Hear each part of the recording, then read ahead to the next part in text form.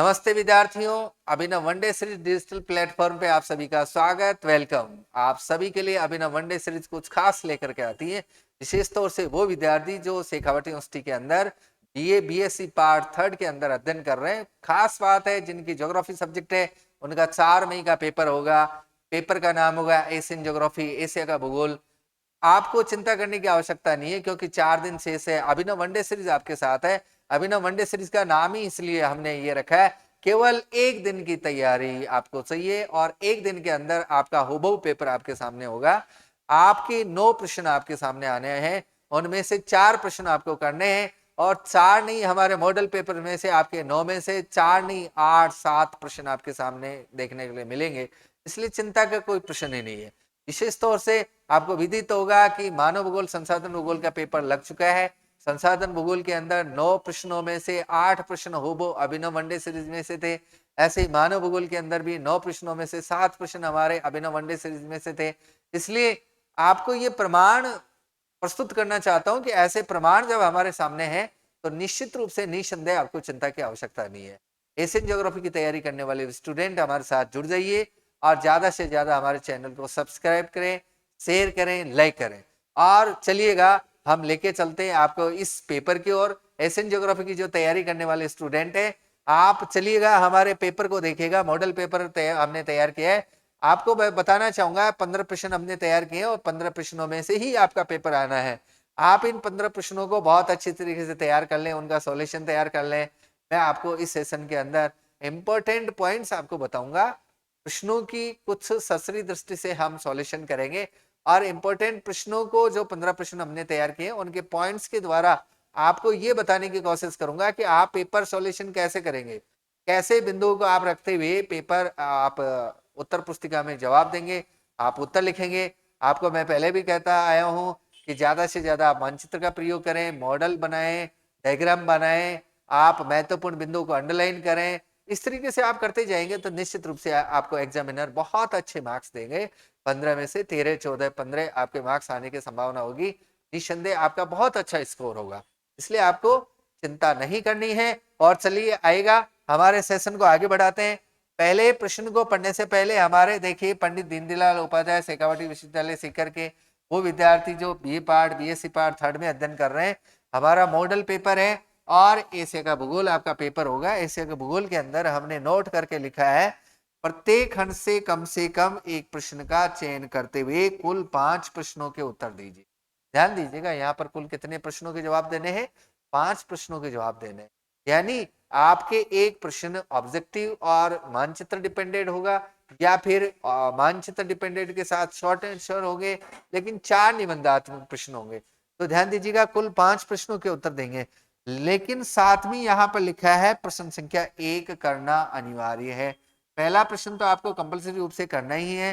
पहले प्रश्न के अंदर देखिएगा, यहाँ पर हमने डिवाइड करके लिखा है। पहला प्रश्न कैसे आएगा आपके सामने, ध्यान दीजिए विद्यार्थियों। यहाँ पर पहला प्रश्न देखिएगा क्या कह रहा है। पहला प्रश्न 2 भागों में विभाजित है, जिसमें प्रश्न 1 ए में दिए गए तथ्यों को उपलब्ध करवाए गए मानचित्र में दर्शाना है। ध्यान दीजिएगा, पहला प्रश्न कितने सेक्शन में बटा हुआ है? 2, ए और ब। ए के अंदर आप देखिएगा मानचित्र होगा आपका, और मानचित्र एशिया का होगा। ध्यान दीजिएगा, एशिया का मानचित्र आपको दिया जाएगा। एशिया के मानचित्र में आपको एशिया से संबंधित कुछ तथ्य प्रश्न पत्र में होंगे। उन प्रश्न पत्र में एशियन ज्योग्राफी से संबंधित जो तथ्य दिए गए उनको मानचित्र में आपको अंकित करना है, प्रदर्शित करना है। इसका ब सेक्शन देखिएगा। ब सेक्शन क्या होगा? प्रश्न 1 ब में दिए गए प्रश्नों के उत्तर उत्तर पुस्तिका में देने हैं।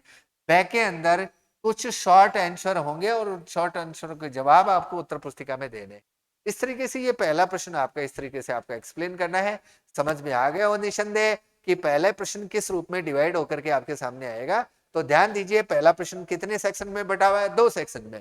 पहला ए सेक्शन और दूसरा ब सेक्शन। ए सेक्शन मानचित्र से संबंधित है और ब सेक्शन शॉर्ट आंसर से संबंधित है।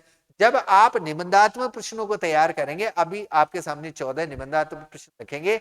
जब आप निबंधात्मक 14 प्रश्नों को तैयार कर लेंगे, मैं आपको नो डाउट बताना चाहूंगा आपका पहला प्रश्न उसके अंदर ही आपका क्लियर हो चुका होगा। इसलिए 14 प्रश्नों को आप अच्छी तरीके से तैयार कर लें। आप 14 प्रश्नों को तैयार करेंगे, निसंदेह आपका पहला प्रश्न ओके बिल्कुल क्लियर 100% आपका सही हो जाएगा। चलो आगे बढ़िएगा, समझ में आ गया होगा पहला प्रश्न। चलो आगे बढ़ते हैं अगले प्रश्न की ओर। अगला प्रश्न क्या कह रहा है विद्यार्थियों, देखिएगा ए सेक्शन शुरू हो चुका है हमारा। ए सेक्शन यहां से स्टार्ट होगा और ए सेक्शन के अंदर जो प्रश्न दिए हैं, पहला प्रश्न क्या कह रहा है, ध्यान दीजिएगा। पहला प्रश्न क्या कह रहा है, एशिया महाद्वीप के भूआकृतिक प्रदेशों का विस्तार से वर्णन कीजिए। विद्यार्थियों ये प्रश्न बहुत ही इंपॉर्टेंट है ज्योग्राफी में। चाहे आप राजस्थान ज्योग्राफी पढ़ रहे हो, इंडियन ज्योग्राफी पढ़ रहे हो, एशियन ज्योग्राफी पढ़ रहे हो, मानसून एशिया पढ़ रहे हो, वर्ल्ड ज्योग्राफी पढ़ रहे हो, ये प्रश्न हुबहू आपके सामने जरूर ये प्रश्न आता है जब ज्योग्राफी पढ़ेंगे किसी भी प्रदेश की। ये पहला ही टॉपिक होगा उसका, भूआकृतिक प्रदेश। ये भूआकृतिक प्रदेश वाला जो प्रश्न है, ये जो शब्द है मैं आपको बताना चाहूंगा। सबसे पहले भूआकृतिक प्रदेश के साथ में अलग अलग शब्द, इसके पर्यायवाची भी आपके सामने आ सकते हैं। ये भूआकृतिक शब्द है, ये ऐसे भी आ सकता है, भवाकृतिक भी आ सकता है, ध्यान दीजिए, भौगोलिक भी आ सकता है, भौतिक प्रदेश भी आ सकता है, स्थलाकृतिक प्रदेश भी आ सकता है, प्राकृतिक प्रदेश भी आ सकता है। ये सभी इसके पर्यायवाची हैं, इसलिए आपको कंफ्यूज होने की जरूरत नहीं है। इसकी जगह यदि ये शब्द भी आपको प्रश्न पत्र में देखने के लिए मिले, आप उसको भूआकृतिक प्रदेश ही समझे, आप उसको भौतिक प्रदेश ही समझे। इसके पर्यायवाची यहाँ पर कोई भी काम में लिया जा सकता है। तो देखिएगा यहाँ पर ध्यान दीजिएगा, समझ में आ गया होगा आपको मैं क्या बताना चाहता हूँ। मैं बताना चाहता हूँ आपको कि भूआकृतिक प्रदेश यहाँ पर पहला प्रश्न आपका हो सकता है। तो यदि ये प्रश्न आता है तो आपको एशिया महाद्वीप के भूआकृतिक प्रदेशों का वर्णन करना है। एशिया महाद्वीप को कितने भूआकृतिक प्रदेशों में वर्गीकृत किया है विद्वानों ने, वो समस्त भूआकृतिक प्रदेश आप याद कर लें। भूआकृतिक प्रदेशों को वर्गीकरण करने के आधार आप प्रस्तुत करें। तो देखिएगा, चलिएगा इसके क्या क्या पॉइंट्स हो सकते हैं। सबसे पहले भूआकृतिक प्रदेश का आप अर्थ लिखेंगे कि भूआकृतिक प्रदेश कहते किसे हैं। दूसरा इसका पॉइंट हो सकता है भूआकृतिक प्रदेशों का वर्गीकरण, यानी एशिया महाद्वीप को कितने भूआकृतिक प्रदेशों में बांटा गया है। तो दूसरा पॉइंट क्या हो सकता है, भूआकृतिक प्रदेशों का वर्गीकरण, क्लासिफिकेशन, वर्गीकरण, ये वाला पॉइंट हो सकता है। ये पॉइंट आप लिखिएगा और इसके बाद में प्रत्येक भूआकृतिक प्रदेश का डायग्राम के माध्यम से आप यहाँ पर प्रदर्शन कर सकते हैं। आप लिख सकते हैं ऐसा, ये डायग्राम भी हो गया आपका। इसके अलावा आपके प्रश्न के अंदर यानी उत्तर आप दे रहे हैं तो उसमें एक नया तरीका भी एग्जामिनर को देखने के लिए मिला है, ये भी आप पेश कर सकते हैं। फिर देखिएगा प्रत्येक भूआकृतिक प्रदेश का आप 1 बाई 1 वर्णन करते जाएंगे और जब वर्णन कर दें तो उसके बाद में मानचित्र बनाएंगे आप एशिया महाद्वीप का। आपको बताना चाहूंगा कि आपको पेपर के अंदर साथ में एशिया महाद्वीप का मानचित्र देंगे। यदि आपको एशिया महाद्वीप का मानचित्र बनाना नहीं आता, आपकी प्रैक्टिस कम है, तो एशिया महाद्वीप का जो मानचित्र आपको पेपर के साथ आपको संलग्न करके दिया है, जिसमें आपको पहले प्रश्न का उत्तर देना है, उस एशिया महाद्वीप के मानचित्र का प्रयोग कीजिए और उसको थोड़ा सा सामने रख करके उसकी जैसे आप ट्रेस कर सकते हैं उसको आप बना सकते हैं। तो वहां पर एशिया महाद्वीप का मानचित्र बनाने के लिए वो मानचित्र आपकी हेल्प कर सकता है, नो डाउट इसमें। तो ध्यान दीजिएगा, पहला पॉइंट अर्थ हो गया, दूसरा भूआकृतिक प्रदेश वर्गीकरण हो गया, तीसरा मानचित्र हो गया और चौथा निष्कर्ष हो गया। यानी एशिया महाद्वीप के भूआकृतिक प्रदेशों का निष्कर्ष, सारगर्भित शब्दों में आप 4 से 5 लाइनों में अपने विचार प्रकट कर सकते हैं। ऐसे यदि आप इस पहले प्रश्न का जवाब देते हैं, निश्चित रूप से आपके बहुत अच्छे अंक आपको एग्जामिनर देगा। तो मैं निसंदेह समझता हूं कि ये पहला प्रश्न आपके समझ में आ गया होगा। बढ़ते हैं अगले प्रश्न की ओर, तो चले आइएगा अगले प्रश्न की ओर बढ़े। उससे पहले आप देखिएगा अगला प्रश्न ये सामने आपके सामने प्रस्तुत कर दिया मैंने। अगला प्रश्न क्या कह रहा है, देखिए विद्यार्थियों, अगला प्रश्न कह रहा है एशिया महाद्वीप की जलवायु, ध्यान दीजिएगा, क्लाइमेट। ये प्रश्न भी बार बार जब आप ज्योग्राफी पढ़ते हैं, राजस्थान, इंडियन, वर्ल्ड ज्योग्राफी, जरूर ये प्रश्न आपको देखने के लिए मिलता है।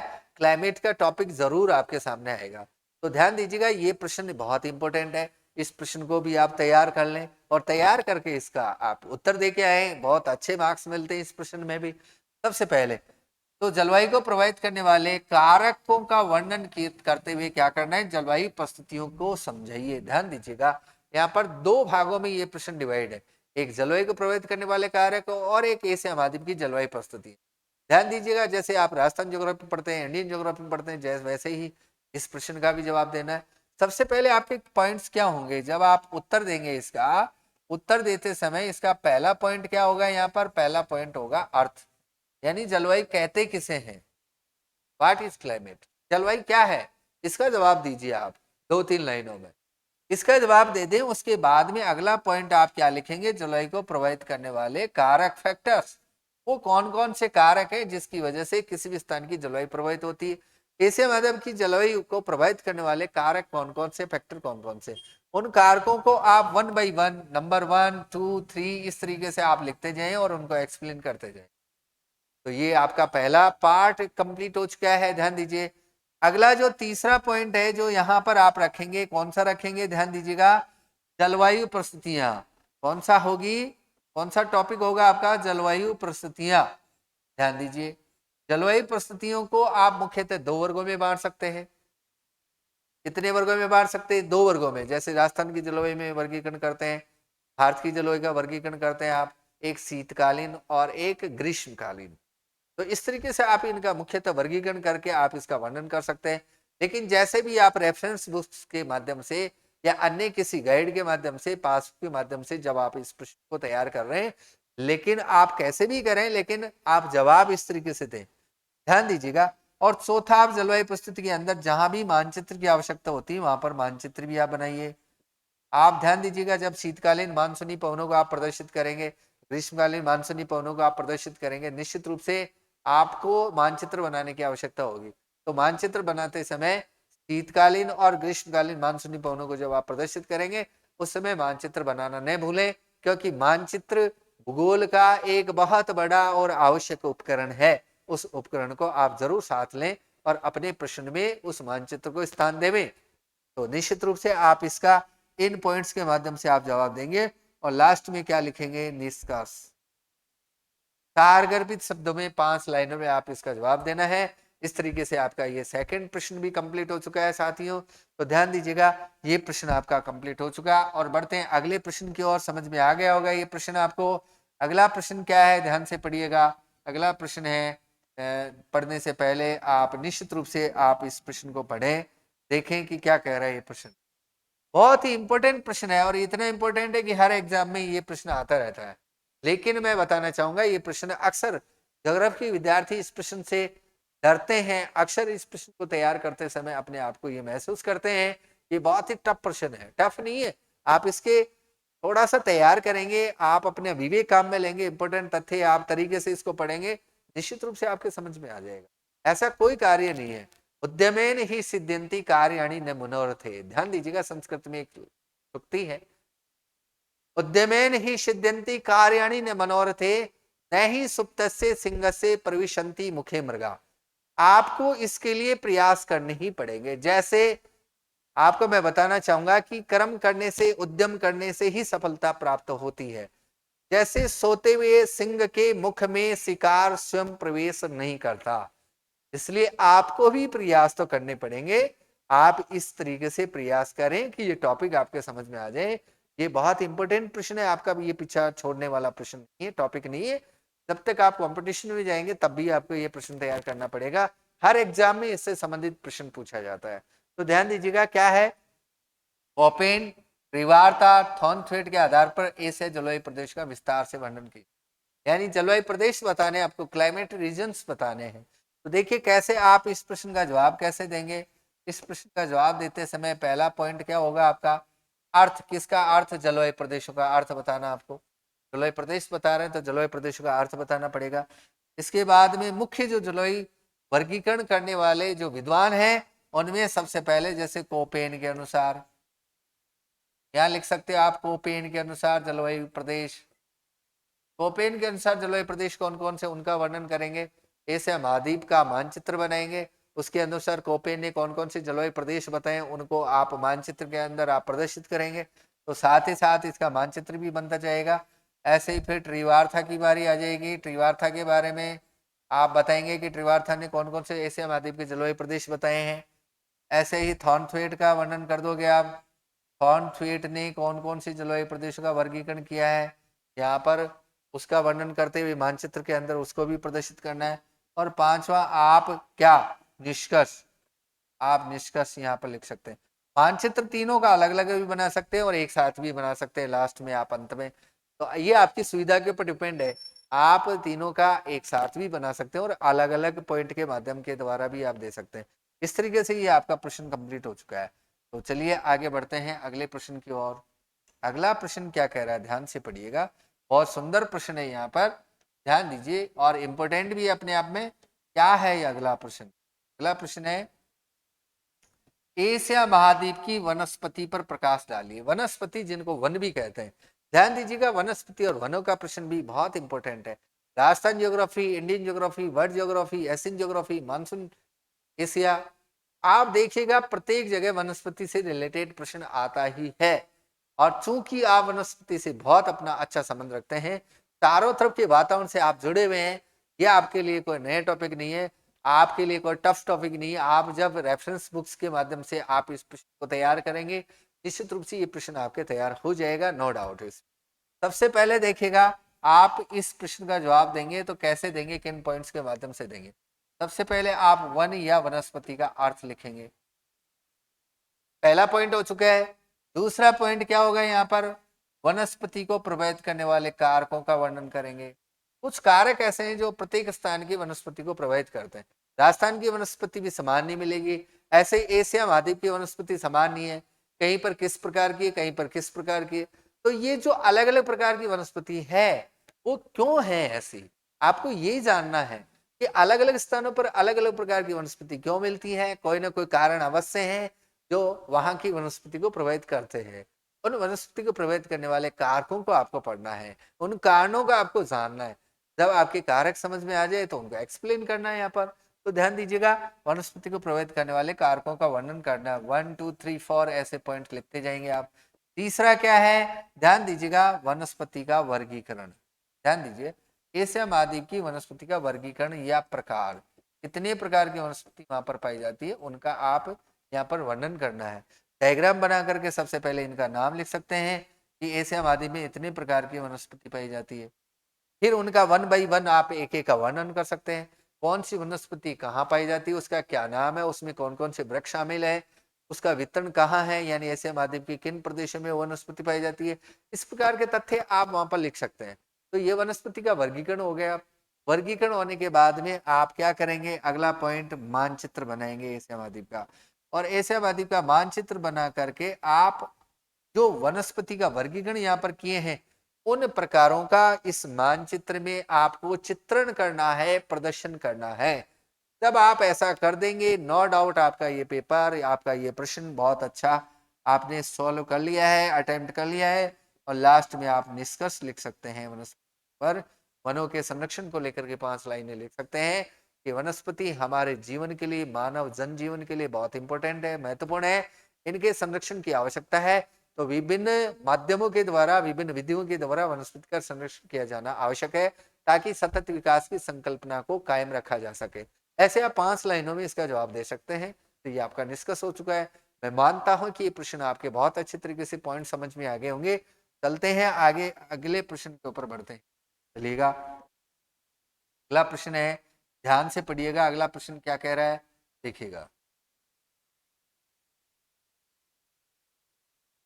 अगला प्रश्न है देखिएगा, एशिया महाद्वीप की मिट्टी के प्रकार बताते हुए। ध्यान दीजिए, ये प्रश्न बहुत इंपॉर्टेंट है। मिट्टी जिसको मृदा भी कहते हैं, सोइल कहते हैं। ध्यान दीजिए, एशिया महाद्वीप की मिट्टी के प्रकार बताते हुए मिट्टी को प्रभावित करने वाले कारकों का वर्णन करना है। ध्यान दीजिए, इस प्रश्न का जब आप जवाब देंगे तो सबसे पहले क्या लिखेंगे, मिट्टी या मृदा का अर्थ लिखेंगे, पहला पॉइंट। दूसरा है, मिट्टी के प्रकार पूछा है, आप पहले कारकों का वर्णन भी कर सकते हैं, प्रकार बाद में लिख सकते हैं, या फिर प्रश्न के अकॉर्डिंग आप सॉल्यूशन कर सकते हैं, कोई दिक्कत नहीं है, यहाँ पर कोई समस्या नहीं आने वाली। तो मिट्टी के प्रकार या मिट्टी का वर्गीकरण आप डायग्राम के माध्यम से यहाँ पर एक्सप्लेन कर सकते हैं। कितने प्रकार की मिट्टी पाई जाती है, लाल, पीली, सब। तो आप इनका एक्सप्लेन यानी कर दें, आप इनका वर्गीकरण कर दें। तीसरा है, मिट्टी को प्रभावित करने वाले कारक कौन कौन से वो फैक्टर हैं जहाँ जिनकी वजह से अलग अलग स्थानों पर अलग अलग प्रकार की मिट्टी पाई जाती है। उन कारकों का भी वर्णन करना है। यहाँ पर 1 बाई 1 आपको 1 2 3 4 बिंदुओं के रूप में उन कारकों को भी एक्सप्लेन करना है। और चौथा देखिएगा मानचित्र।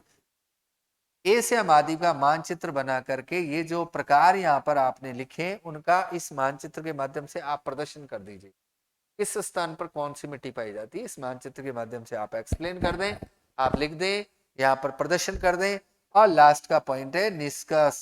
निष्कर्ष के माध्यम से आप अपने सारगर्भित शब्दों को 5 से 7 लाइनों में निष्कर्ष आप लिख सकते हैं। इस तरीके से तो लीजिएगा। ये प्रश्न आपका कंप्लीट हो चुका है। समझ में आ गया होगा, निश्चित रूप से बहुत अच्छा समझ में आ गया होगा। आप रेफरेंस बुक से इसको तैयार कर लें और निश्चित रूप से 15 में से 13 14 15 अंक आपको मिलेंगे यदि इस पैटर्न को आप फॉलो करते हैं। ध्यान दीजिए। अगले प्रश्न की तरफ बढ़ते हैं। अगला प्रश्न देखिएगा, पढ़िएगा। अगला प्रश्न बे सेक्शन शुरू हो चुका है। बे सेक्शन का पहला प्रश्न क्या है? अब तक आप ए सेक्शन पढ़ रहे थे। एशिया महाद्वीप में चाय, कॉफी, गेहूं, चावल, रबर, तंबाकू की भौगोलिक परिस्थितियों। ध्यान दीजिएगा, ये प्रश्न संसाधन भूगोल के अंदर भी आया था। सेकेंड ईयर का प्रश्न आपने देखा होगा। ये ऐसा कैसा प्रश्न था? ध्यान दीजिए, क्या प्रश्न था? एशिया महाद्वीप में चाय, कॉफी, गेहूं, चावल, रबर, तंबाकू की भौगोलिक परिस्थितियां, वितरण व उत्पादन को समझाइए। एग्रीकल्चर से संबंधित ये प्रश्न है, कृषि फसलों से संबंधित ये प्रश्न है। क्योंकि आप ऐसे वातावरण में रहते हैं, चारों तरफ कृषि फसलें लहराती रहती हैं, आप बहुत सारी चीजों के बारे में जानते हैं, लेकिन उनको एक व्यवस्थित क्रम में आपको पिरोना है, एक प्रभावशाली तरीके से प्रस्तुतिकरण देना है। बस आप अपने पास जितना नॉलेज है, जितना स्किल है, कौशल है, उसको व्यवस्थित तरीके से एग्जामिनर के सामने परोसिए। बस एग्जामिनर को ये चाहिए, एक व्यवस्थित तरीके से प्रस्तुतिकरण चाहिए। आपका एक प्रस्तुतिकरण बहुत अच्छा है, निश्चित रूप से आपके बहुत अच्छे मार्क्स आएंगे। तो मैं आपको फिर से बताना चाहूंगा कि इस प्रश्न का जवाब आप कैसे और किन बिंदुओं में देंगे। चलो यही समझिएगा। सबसे पहले आप देखिएगा प्रश्न क्या है। एशिया महाद्वीप में कुछ कृषि फसलें दे रखी, इनका वर्णन करना है। तो ध्यान दीजिए, सबसे पहले आप यहाँ पर पहला पॉइंट लिखेंगे मुख्य फसलें। मुख्य फसलों में कौन कौन सी हैं? यहाँ पर हो सकता है ये प्रश्न ऐसा ना आकर के एक ही फसल के बारे में पूछ लिया जाए, जैसे संसाधन भूगोल में एक ही फसल के बारे में पूछा गया था। यहाँ पर भी एक ही फसल के बारे में पूछा जा सकता है कि चाय के वितरण, उत्पादन और भौगोलिक परिस्थितियों पर विस्तार से वर्णन कीजिएगा। ऐसा भी प्रश्न आ सकता है, तो भी उत्तर वही होगा। तो ध्यान दीजिएगा, यहाँ पर कुछ 4 से 5 फसलों के नाम दिए मैंने, इंपोर्टेंट फसलें हैं जिनके बारे में अक्सर प्रश्न आता है। इन प्रश्नों को आप तैयार कर लें। तो सबसे पहले मुख्य फसलों में कौन कौन सी हैं, मुख्य फसलों का परिचय दे दीजिएगा। मुख्य फसलों का परिचय ये देने के बाद में ध्यान दीजिएगा, पहला दूसरा पॉइंट क्या है, जैसे चाय। अब चाय के बारे में आप क्या बताएंगे? सबसे पहले इसका परिचय बताएंगे संक्षिप्त शब्दों में, इसका उपयोग बता सकते हैं, खास बात है। फिर क्या बताने, इसकी भौगोलिक परिस्थितियां बतानी है, भौगोलिक परिस्थितियां बतानी है। फिर तीसरा पॉइंट क्या है, इसका वितरण बताना है। और चौथा है इसका उत्पादन बताना है। वितरण यानी इसका उत्पादन कहाँ हो रहा है, और उत्पादन का मतलब कितना प्रोडक्शन हो रहा है, कहाँ पर कितना प्रोडक्शन हो रहा है, किन देशों के साथ व्यापार हो रहा है, ये भी इसमें लिख सकते हैं। एक्सपोर्ट कर रहे हैं कि इम्पोर्ट कर रहे हैं, ये भी लिख सकते हैं। तो इस तरीके से एक फसल के बारे में इतने आपको पॉइंट लिखने हैं। और लास्ट में आप प्रत्येक फसल का मानचित्र न बनाते हुए सभी फसलों का, यदि एक से अधिक फसलें प्रश्न पत्र में आती हैं, सभी फसलों का मानचित्र एक ही बना लें और एक ही के अंदर आप समस्त फसलों का प्रदर्शन कर दें कि वो फसलें कहाँ उत्पादित होती। तो इस तरीके से आप एक फसल का, फिर दूसरी का, कॉफी का ले लेंगे, फिर गेहूं का ले लेंगे, चावल का ले लेंगे, रबड़ का ले लेंगे, तंबाकू ले लेंगे। जो जो फसलें पूछी जाती प्रश्न पत्र में उनको इस तरीके से रख करके आप एक्सप्लेन कर देंगे। अगला जो पॉइंट होगा लास्ट में मानचित्र का होगा। जितनी फसलें आपके प्रश्न पत्र में दी हैं उनका वितरण यहाँ पर प्रदर्शित कर देंगे। और लास्ट में अगला पॉइंट है निष्कर्ष। निष्कर्ष तो ध्यान दीजिए, इस तरीके से इस प्रश्न का आपको जवाब देना है। चलो बढ़ते हैं अगले प्रश्न की ओर। अगला प्रश्न क्या कह रहा है, पढ़िएगा ध्यान से और ध्यान दे करके पढ़ करके इस प्रश्न को आगे बढ़ते हैं, सॉल्व करते हैं। क्या है प्रश्न? एशिया महाद्वीप में लोहा, मैंगनीज, कोयला, पेट्रोलियम के वितरण और उत्पादन पर प्रकाश डालिए। ध्यान दीजिए, ये प्रश्न बहुत ही इंपॉर्टेंट है। यहाँ पर ये प्रश्न संसाधन भूगोल के अंदर भी आ चुका है ऐसा कैसा। यहाँ पर एशिया महाद्वीप पढ़ रहे हैं, यानी एशियन ज्योग्राफी के अंदर आप बात कर रहे हैं, एशियन ज्योग्राफी के अंदर भी ऐसे प्रश्न। तो ये खनिजों का प्रश्न है, खनिज अलग अलग प्रकार के हैं। ऐसे ही वहां पर संसाधन भूगोल के अंदर ऊर्जा संसाधन पूछा था, गैर परंपरागत ऊर्जा संसाधन के बारे में प्रश्न पूछा गया, जबकि हमने हमारे मॉडल पेपर के अंदर ऊर्जा संसाधन एक्सप्लेन किए थे। यहाँ पर ध्यान दीजिएगा, यदि ऊर्जा संसाधन के बारे में प्रश्न पूछे तो ये दोनों ऊर्जा संसाधन के अंदर आप एक्सप्लेन कर सकते हैं, कोयला, पेट्रोलियम और प्राकृतिक गैस, और डाल दीजिए, आपका प्रश्न यहाँ भी तैयार हो गया। और ये ऊर्जा संसाधन कौन से? कोयला, पेट्रोलियम, प्राकृतिक गैस, गैर परंपरागत ऊर्जा संसाधन है, सॉरी परंपरागत ऊर्जा संसाधन है। और गैर परंपरागत की बात आ जाए तो ज्वारी ऊर्जा, बायोमास, बायोजैव ऊर्जा, आपको पता है सौर ऊर्जा, पवन ऊर्जा, ये इस प्रकार के गैर परंपरागत ऊर्जा संसाधन है, लेकिन ये परंपरागत ऊर्जा संसाधन है, ध्यान दीजिए। तो यहाँ पर इस प्रकार का प्रश्न आता है, तो एशिया महाद्वीप में कोई एक खनिज के बारे में प्रश्न पूछा जा सकता है या एक से अधिक के बारे में पूछा जा सकता है। ज्यादातर इन प्रश्नों के बारे में रिपीटेशन होता है, लोहा, मैग्नीज, कोयला, पेट्रोलियम, ये इंपॉर्टेंट खनिज है, इनके बारे में अक्सर प्रश्न आता ही है और आएगा ही। तो आप ध्यान दीजिए, इस प्रकार का यदि प्रश्न आता है तो कैसे जवाब देंगे आप? सबसे पहले खनिजों का अर्थ दे देंगे, खनिज का अर्थ, खनिज क्या होता है। फिर आप इसका अगला पॉइंट लिख सकते हैं, जैसे लोहा आ गया तो लोहा, लोहे का परिचय दे सकते हैं, फिर लोहे के प्रकार दे सकते हैं, कुछ किस्में इसकी, फिर इसका उत्पादन दे सकते हैं, फिर उसका वितरण दे सकते हैं। इस तरीके से इसका जवाब दे सकते हैं, खनिज का परिचय, प्रकार, उत्पादन, वितरण, और लास्ट में आप उपयोग भी लिख सकते हैं। इस तरीके से एक खनिज कंप्लीट हो चुका है। इसके बाद में दूसरा खनिज ले सकते हैं आप, मैग्नीज, फिर कोयला, फिर पेट्रोलियम, और लास्ट में आप मानचित्र बना लीजिए, और मानचित्र बना करके जितने खनिज प्रश्न पत्र में पूछे हैं उन प्रश्न पत्र में पूछे गए खनिजों का वितरण मानचित्र में प्रदर्शन करना है। और लास्ट में अगला पॉइंट क्या है? डिस्कस। इस तरीके से अपना प्रश्न कंप्लीट हो चुका है। ध्यान दीजिए, ये अगले प्रश्न के ऊपर बढ़ते हैं हम। अगला प्रश्न क्या है? ध्यान दीजिए, अगले प्रश्न को पढ़िएगा। क्या है अगला प्रश्न? अगला प्रश्न भी बहुत इंपॉर्टेंट प्रश्न है, श्रेणी में गिना जाएगा और अक्सर इसके बारे में प्रश्न पूछा जाएगा। क्या है? उद्योग। ध्यान दीजिए, उद्योगों का प्रश्न भी बहुत इंपॉर्टेंट है, ये प्रश्न अक्सर आता ही है। उद्योग में हमने कौन कौन से उद्योग डाले हैं यहाँ पर मॉडल पेपर के अंदर, वो उद्योग हैं जो बार बार रिपीट होते हैं, इंपॉर्टेंट है, ध्यान दीजिए। क्या है? वस्त्र उद्योग, सीमेंट उद्योग, लोहा इस्पात उद्योग में से किन्हीं दो पर विस्तार से टिप्पणी कीजिए, वर्णन कीजिए। ये प्रश्न अक्सर आता है, चाहे वस्त्र उद्योग में पूछ लिया जाए, आयरन एंड स्टील यानी लोहा इस्पात उद्योग पूछ लिया जाए, ऐसे ही सीमेंट उद्योग पूछ लिया जाए, तो इनमें से एक प्रश्न जरूर आएगा, या तीनों भी पूछे जा सकते हैं। अब इनमें से यदि प्रश्न आता है तो आप पॉइंट कैसे बनाएंगे? सबसे पहले उद्योग का अर्थ लिखिए आप, उद्योग होता क्या।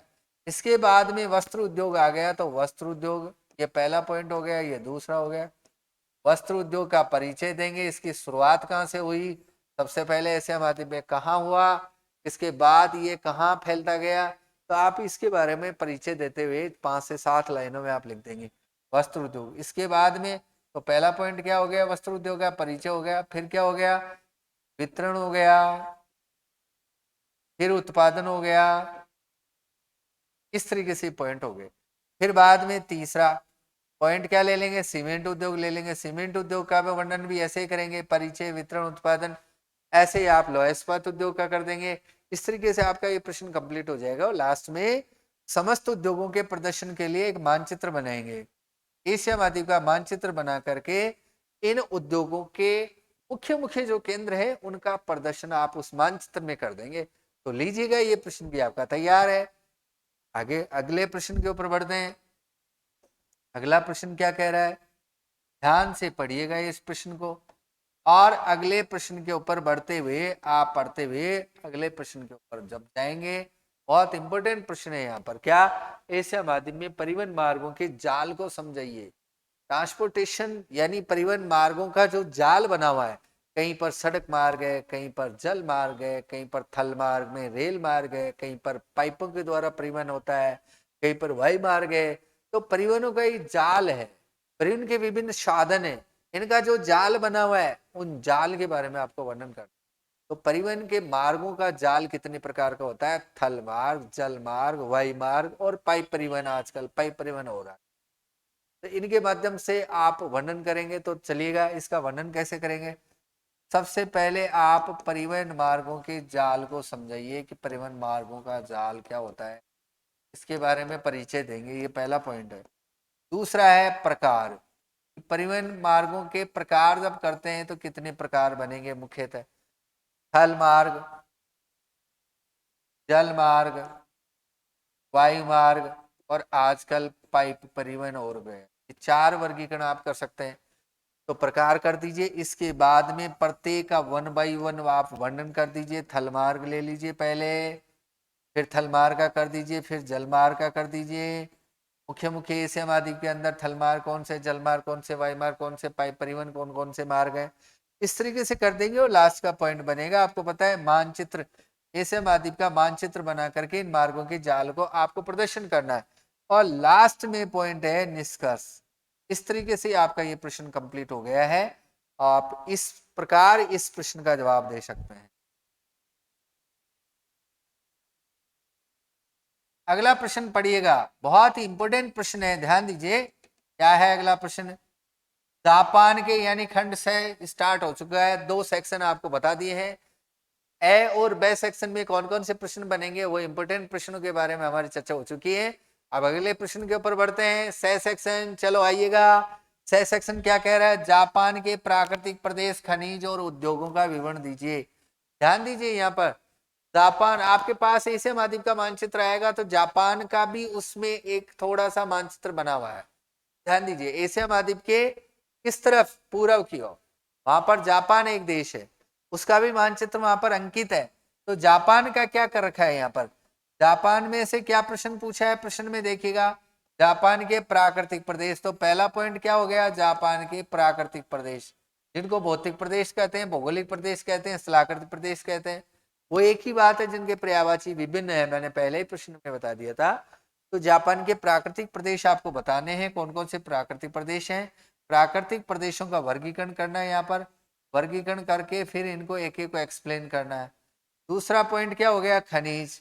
जापान के अंदर मुख्य खनिज कौन कौन से, उनका वर्णन करना है। लोहा, तांबा, जस्ता, जो भी खनिज वहां पर उत्पादित होता है, उन खनिजों का वर्णन आपको करना है 1 बाई 1। फिर अगला क्या है? उद्योग। जापान के अंदर कौन कौन से उद्योग पनप रहे हैं, कौन कौन से उद्योगों के द्वारा प्रोडक्शन हो रहा है, उन सभी उद्योगों का आपको वर्णन करना है नाम लिखते हुए। इस तरीके से ये 3 पॉइंट आपके हो चुके हैं। और चौथा, आपको मानचित्र बनाना है। मानचित्र यहाँ पर देखिए अलग अलग जगह बन सकते हैं। एक प्राकृतिक प्रदेशों का मानचित्र बन सकता है, यहाँ पर खनिज और उद्योगों का एक जगह आप मानचित्र बना सकते हैं, या अलग अलग बना सकते हैं। तो 3 मानचित्रों की संभावना है यहाँ पर। आप चाहें तो तीनों आप अलग अलग बना सकते हैं, या एक ही मानचित्र के अंदर आप दिखा सकते हैं। ये भी आपका स्किल होना चाहिए। एक मानचित्र के अंदर प्राकृतिक प्रदेश, खनिज और उद्योग कैसे आप प्रदर्शित कर पाएंगे, ये प्रैक्टिस का है। तो आप ज्यादा से ज्यादा प्रैक्टिस करें, मानचित्र के माध्यम से बनाने का, प्रदर्शन करने का प्रयास करें। इस तरीके से मानचित्र हो गया, लास्ट का पॉइंट हो गया निष्कर्ष। इस तरीके से आपका ये प्रश्न कंप्लीट हो चुका है। चलो अगले प्रश्न के ऊपर बढ़ते हैं। अगला प्रश्न क्या है देखिएगा। अगला प्रश्न बहुत ही इंपॉर्टेंट है, इनसे भी और इंपॉर्टेंट है। तो पढ़िए अगला प्रश्न क्या कह रहा है। अगला प्रश्न है, पाकिस्तान की कृषि, उद्योग और खनिजों का वर्णन कीजिएगा। एशिया महाद्वीप के अंदर पाकिस्तान भी हमारा पड़ोसी देश है। ध्यान दीजिएगा, इससे संबंधित भी कुछ प्रश्न पूछ लेते हैं। तो ये भी इंपॉर्टेंट प्रश्न है। क्या है यहाँ पर, क्या प्रश्न पूछा है? पाकिस्तान की कृषि, उद्योग और खनिज पूछे।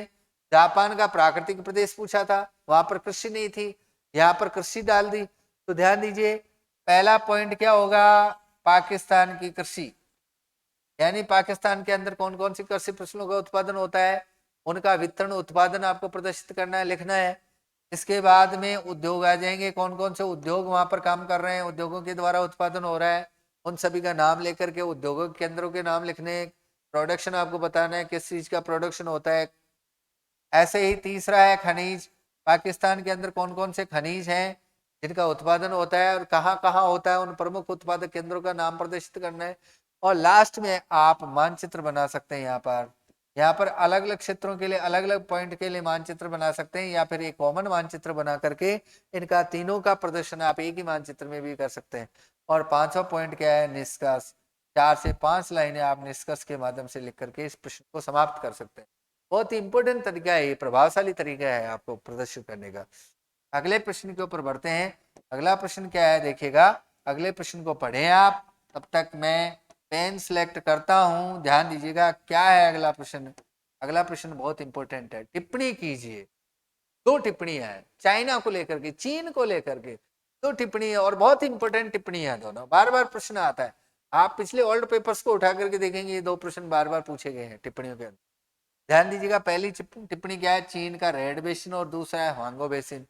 देखिएगा, पहली टिप्पणी का जब जवाब दें तो चीन का रेड बेसिन, क्या लिखेंगे, चीन का रेड बेसिन लिखेंगे। चीन के रेड बेसिन के बारे में आपको एक्सप्लेन करना है, चीन के रेड बेसिन की उपयोगिता, चीन के रेड बेसिन का भौगोलिक वातावरण, उसके बारे में पूरा आपको वर्णन करना है। वर्णन करने के बाद में उसका उपयोगिता क्या है चीन के संदर्भ में, वो भी आपको लिखना है।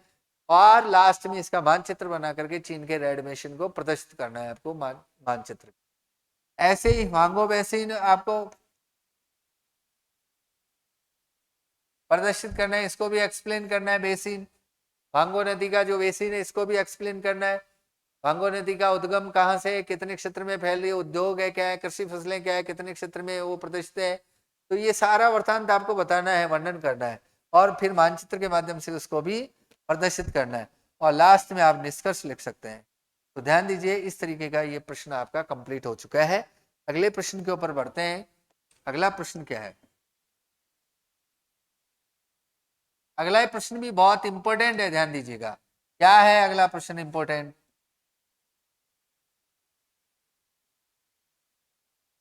अगला प्रश्न है चीन की जनसंख्या, कृषि और खनिज पर विस्तार से वर्णन कीजिएगा।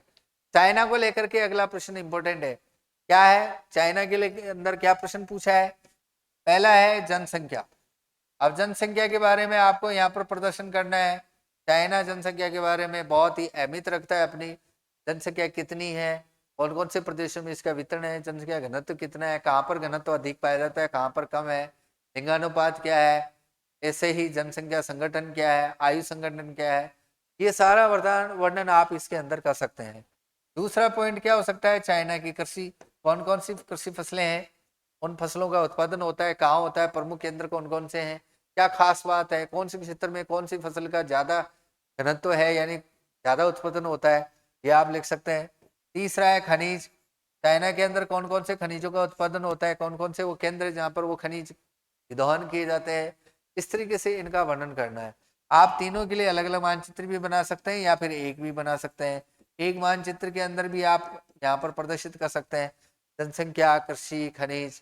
आप ज्यादा फायदा है कि आप अलग अलग ही प्रदर्शित करें, या हो सकता है इसके लिए आप अलग से वर्णन कर दें, इन दोनों के लिए अलग से मानचित्र प्रदर्शन कर दें। इस तरीके से आप मानचित्र बनाएं, और लास्ट का पॉइंट है निष्कर्ष रूप में आप लिख सकते हैं। तो ये प्रश्न भी आपका कंप्लीट हो। अगला प्रश्न है, और लास्ट का प्रश्न है, ध्यान दीजिएगा क्या है अगला और लास्ट का अंतिम प्रश्न, बहुत इंपॉर्टेंट है ये। इसमें 2 देशों का वर्णन पूछा है, टर्की और इराक, किसी एक पर विस्तार से वर्णन कीजिए। ध्यान दीजिए, 2 देश हैं यहाँ पर, टर्की और इराक, एशिया महाद्वीप के 2 देश हैं। टर्की, पहला कौन सा है, टर्की। तो टर्की का वर्णन करते हैं, तो टर्की का वर्णन करते समय क्या क्या बताएंगे आप, इसके भौगोलिक प्रदेश बता सकते हैं, यानी भौतिक प्रदेश, इसकी भौगोलिक परिस्थितियां, कृषि बता सकते हैं, खनिज बता सकते हैं, उद्योग बता सकते हैं, जनसंख्या बता सकते हैं। इस तरीके से इनका वर्णन कर सकते हैं। और यदि आप इराक वाले का करते हैं तो भी पॉइंट ये होंगे, इराक के भौगोलिक प्रदेश, कृषि, खनिज, उद्योग, जनसंख्या, और लास्ट में लिख सकते हैं निष्कर्ष, ये लीजिएगा। इस तरीके से इन प्रश्नों के आप जवाब दीजिए, निश्चित रूप से आपके शानदार अंक आएंगे। आप देखना नहीं भूलें अभिनव वनडे सीरीज को, और अभिनव वनडे सीरीज के लिए जो हमारा चैनल है अभिनव वनडे सीरीज यूट्यूब चैनल, उसको ज्यादा से ज्यादा शेयर करें, लाइक करें, सब्सक्राइब करें। इसी के साथ मैं Ramesh Chandra Bharti, principal government senior secondary, आपके लिए फिर से लेके आऊंगा अगला पेपर, और आप देखना न भूलें। निश्चित रूप से हमारा वादा है, हमारा प्रॉमिस आपको करते हैं, आपको विश्वास दिलाना चाहते हैं, हमारे मॉडल पेपर में हुबहू आपका शेखावटी का पेपर होगा। जैसे ही शेखावटी पेपर आपके सामने आएगा, अब आप हमारा मॉडल पेपर पढ़ के जाएंगे, आपके चेहरे के ऊपर अभिनव वनडे सीरीज का चित्र बनेगा कि वास्तव में क्या है अभिनव वनडे सीरीज, जो हुबहू पेपर देती है। और सेम प्रश्न देखने के लिए मिलेंगे। 9 प्रश्न आपके सामने आएंगे। मैं आपको विश्वास दिलाना चाहता हूं, 9 में से 7 या 8 प्रश्न आपको वो देखने के लिए मिलेंगे। आप देखना न भूलें और अपने साथियों को शेयर करें ज्यादा से ज्यादा इन्हीं शब्दों के साथ। जय हिंद, जय भारत।